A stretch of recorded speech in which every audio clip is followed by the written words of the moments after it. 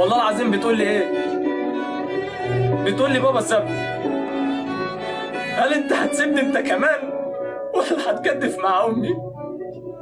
قلت لها لا خلاص انا هجدف معاها.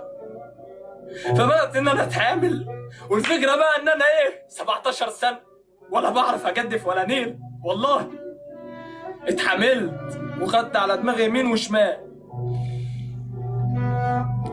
وبقيت شغال جنب الست دي، هي تجدف وانا اجدف. ووصلنا على على بر الامان والله، وربنا كرمنا ورجعنا في نص البحر تاني. لقينا القبطان بيغرق، الحقوني شدوني. فبصينا للست اللي شافت كتير ده، ها نشده؟ قالت لا، لو انطبقت السما على البحر ما هوش راجعها تاني مركب.